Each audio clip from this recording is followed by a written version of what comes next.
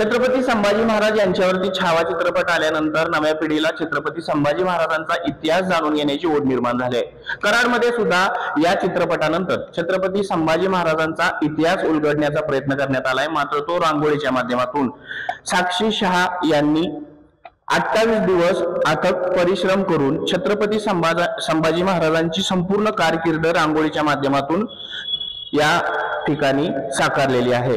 एकन एक त्यांच्या जीवनचरित्रामध्ये असलेले प्रसंग या ठिकाणी त्यांनी रांगोळीच्या माध्यमातून साकारलेला आहे। 28 दिवस अथक परिश्रम करत एकट्याने ही रांगोळी बनवलेल्या आहेत। या रांगोळीची कलाकृती त्यांनी बनवलेली आहे। खरं तर संभाजी महाराजांचा इतिहास हा एवढ्या कमी कालावधीमध्ये किंवा एवढ्या कमी रांगोळ्यांमध्ये आपल्याला मांडता येत नसला तरी त्यांनी वेगवेगळ्या क्षणचित्रांची या ठिकाणी रांगोळी साकारत या संभाजी महाराजांचा इतिहास उलगडण्याचा प्रयत्न केलाय। पावसामुळे ही रांगोळी खराब झालेली होती। ती रांगोळी खराब झाल्यानंतर पुन्हा एकदा 8 दिवस त्यांनी स्वतः अथक परिश्रम करत या रांगोळ्या साकारलेल्या आहेत। ही या रांगोळ्या पाहण्यासाठी अनेक कराडकर या ठिकाणी उपस्थित येत आहेत आणि हुबेहूब संभाजी महाराजांची कलाकृती या ठिकाणी आपल्याला दिसून येते। आपल्यासोबत स्वतः साक्षी शहा आहेत। नक्की ही संकल्पना कशी आपल्या मनामध्ये आली आणि आपण कोणकोणती या चित्रांच्या माध्यमातून रांगोळी साकारली आणि कोणकोणते प्रसंग आपण घेतलेले? नमस्ते सर, आधी मी माझी ओळख करून देते। मी सौ साक्षी राजेश शहा कराड, मी रांगोळी आर्टिस्ट आहे। तर सध्या 1-2 वर्षात झाले मी रांगोळी म्हणजे पोर्ट्रेटमध्ये रांगोळीचं काम चालू केलेलं आहे। तर सांगलीला एकदा असं कॉम्पिटिशनला मी गेले होते, तिथे आम्हाला संभाजी महाराजांचा विषय दिलेला। तर फक्त संभाजी महाराज हा विषय होता, त्यामुळे वेगवेगळ्या रूपातले संभाजी महाराज आम्ही बघितले होते। त्यावेळेला माझ्या मिस्टरांना कल्पना सुचली की जेव्हा भविष्यात तू मोठी आर्टिस्ट होशील त्याला राजांसाठी आपण आपल्या कलेतून काहीतरी करूयात। आणि यावर्षी असं वाटलं की बघूया यावर्षी करू शकतोय का, कारण या 2 वर्षात जवळजवळ 50-60 चित्र माझी झालेली आहेत रांगोळीतून। आणि कदाचित मला ते महाराजांची पण प्रेरणा असेल ही, आणि त्यांच्या नियोजनातून अशी संकल्पना आम्ही केली की 1-2 चित्र काढली तर प्रदर्शन होऊ शकत नाही की मग लोक येणार नाहीत बघायला। त्यामुळे आम्ही असं ठरवलं की त्यांचा पूर्ण जीवनपटच आपण रंगवूयात रांगोळीतून।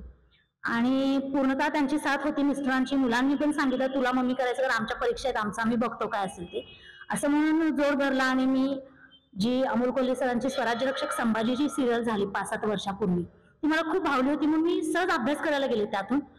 आणि त्यावेळेला मी पूर्ण व्यवस्थित इतकी बघितली नव्हती, पण यावेळेला जानेवारी महिन्यात आणि फेब्रुवारी 15 तारखेपर्यंत मी पूर्ण 700 पाठ त्यांचे बघितले। आणि ते इतकी मनावर ठसले की यावेळेला वाटलं की नाही, आता राजांसाठी काहीतरी करायचंच आपण। आणि जे विडा उचलणे म्हणतात ना, त्या पद्धतीने आम्ही आपलं ते काम घ्यायचं हे ठरवलं। आणि लगेचच मी काही सिलेक्टेड चित्र घेतली। तर ह्यामध्ये आम्ही त्यांच्या आईच्या गर्भधारणेपासून, महाराजांच्या आईच्या गर्भधारणेपासून ते महाराजांच्या शेवटच्या क्षणापर्यंत जवळजवळ 21 चित्र सिलेक्टेड अशी आम्ही यातून रंगवलेली आहेत। खरं तर संभाजी महाराजांकडून प्रेरणा घेऊन ही चित्र आपण साकारले, मात्र ही चित्र साकारत असताना मनामध्ये काय भाव होते? कारण की हुबेहूब तुम्ही संभाजी महाराजांचा जीवनपटच या ठिकाणी मांडलेला आहे। ऍक्च्युली उन्हाळ्याचे दिवस आहेत, 2 ते 3 चित्र झाल्यानंतर मी एका चित्रामध्ये, 4थ्या चित्रामध्ये लहान मुलाचा जो चेहरा आहे त्यात खूप अडकले होते। 3 दिवस मी झटत होते, असा चेहरा काढायचा आणि असा पुसायची, दिवसभर हेच माझं चालायचं। शुक्रवार गेला, शनिवार गेला, आणि बऱ्याच जणांचं मी मार्गदर्शन ह्या बाबतीत घेतलं, पण ते ऑनलाईन घेत होते, त्यामुळे मला ते डोक्यातच माझ्या बसत नव्हतं की हे मी करू शकेन किंवा काय। खूप त्रास झाला। आणि रविवारी सांगते की देवाची, मी म्हणतो ना आपण इच्छाशक्ती असेल तर निसर्ग सुद्धा आपल्याला सहकार्य करतो, त्या पद्धतीनं रविवारी आपोआपच चेहरा झाला। आणि तिथून जे एखादी ट्रेन सुटली ना तशी मी सुटत गेले। पण ज्या वेळेला उन्हाचा त्रास होत होता, मला इथं कुणी भेटायला पण येत नव्हते की ह्या उन्हात त्यांना गरम व्हायचं, टेरेस आहे वरती आणि फुल फॅन बंद, खिडकी सुद्धा मी उघडून देत नव्हते। अशी माझी पाठ चिपचिप भिजायची, पण मी कधी तिकडे लक्ष दिलं नाही। कधी कधी व्हायचं की दिवस रात्र आपण इथे एकटेच बसतो, आपण काय करतोय, होईल नाही व्यवस्थित, तर त्यावेळेला किंवा त्रास व्हायला लागला तर असं वाटायचं की ह्या दिवशी त्या काळामध्ये राजांना काही त्रास झाला असेल, त्या मानाने आपला हा त्रास काहीच नाहीये हे म्हणून मी पूर्णतः माझ्या शरीराकडे दुर्लक्ष करून नाही तहान नाही भूक ह्या कशाचीही चिंता केली, आणि पूर्णतः तन मन धन म्हणतो आपण ते सगळं एकवटून मी सगळी माझी जिद्द, जे काय माझी प्रेरणा यांनी दिलेली, माझ्या मिस्टरांची इच्छा आहे, सगळं एकवटून मी पूर्णतः त्यात रंग भरत गेले। साक्षात मी हा इतिहास जवळून पाहिला आणि लोकांचा प्रतिसाद इतका छान मिळतोय की एक लोक म्हणजे लेडीज तरी म्हणतात की अंगावर शहार येतो, पण इथे जेंट्स सुद्धा जेव्हा येतात आणि मला सांगू जातात की मॅडम काही क्षण असे त्याच्यात भरलेले की आमच्या अंगावर शहारा येतो। आणि ते घामाघूम होत आहेत इथे, की ते म्हणतात असं प्रत्यक्षात आम्हाला भास होतोय की इथे महाराज आहेत किंवा जिजाबाई आहेत, लहान संभाजी राजा आहेत. तर खरंच असं वाटतं की माझ्या जे काही कष्ट घेतले त्यांचं सार्थक झालेलं आहे. तुम्ही जवळून या सगळ्या गोष्टी अनुभवल्या, स्वतः रांगोळी काढली, त्यामुळे तुम्ही त्यामध्ये त्या पात्रांमध्ये किंवा त्या क्षणांमध्ये तुम्ही गुंतून गेलात. नव्या पिढीला तुम्ही काय संदेश द्याल? नव्या पिढीला आता इतकंच सांगता येईल की हल्लीचं जग हे खूप विचित्र झाले, की पूर्वीचे दिवस होते की विश्वास एकमेकांचा होता, तो तर सध्या नाहीच आहे.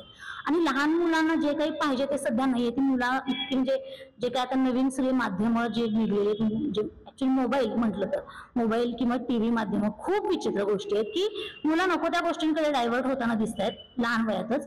तर त्यांना इतिहासाची जाणीव झाली पाहिजे. आणि मी म्हणत नाही की पुन्हा पूर्वीसारखा संघर्ष व्हावा, परंतु एखादी गोष्ट जर समोरून जर तुमच्या अंगावर येईल तर तुम्ही त्याला कट्टरतेनं सामोरं गेलं पाहिजे. त्याच्यासाठी ह्या लोकांचा इतिहास त्यांनी मनावर ठासवला पाहिजे.